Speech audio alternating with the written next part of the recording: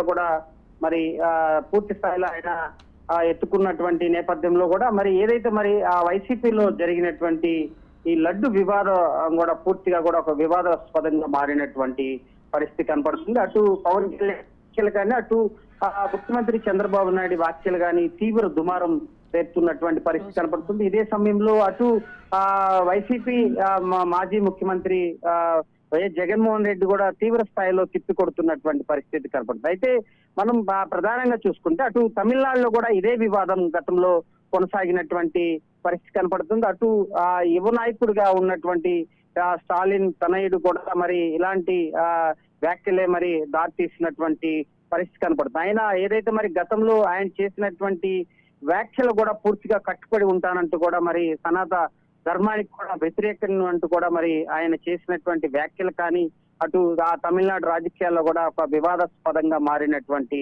పరిస్థితి కనపడుతుంది.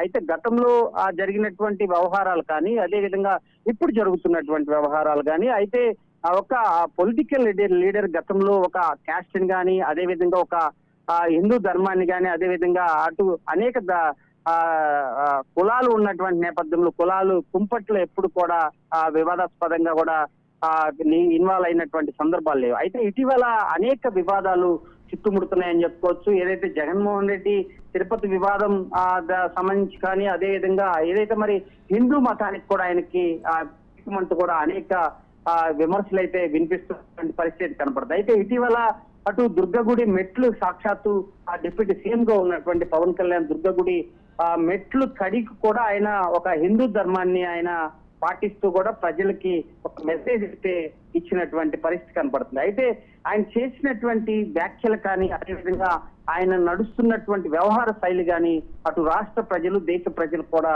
మరి పవన్ కళ్యాణ్ వైపు చూస్తున్నటువంటి పరిస్థితి కనపడుతుంది. అటు గతంలో అనేక మార్లు కానీ అనేక సభల్లో కానీ అనేక మీటింగ్స్ లో కానీ పవన్ కళ్యాణ్ ఆయన చేస్తున్నటువంటి వ్యాఖ్యలు అటు పూర్తి స్థాయిలో ప్రజలకు ఉపయోగపడే విధంగా అటు అదే విధంగా హిందూ ధర్మాన్ని కూడా పూర్తిగా పరిరక్షించే విధంగా కూడా అడుగులు వేస్తున్నటువంటి పరిస్థితి కనపడుతుంది. అటు పట్టణ ప్రజలు గ్రామ ప్రజలు కూడా పవన్ కళ్యాణ్ వైపే చూస్తున్నటువంటి పరిస్థితి కనపడుతుంది. ఇటీవల చేసినటువంటి వ్యాఖ్యలు కానీ అదేవిధంగా అటు సినీ హీరోస్ ట్వీట్ చేసినటువంటి వ్యాఖ్యల పైన కూడా ఆయన పూర్తిగా కూడా విమర్శలు కురిపించినటువంటి పరిస్థితి కనపడుతుంది. అయితే ఆయన గతంలో మొదటి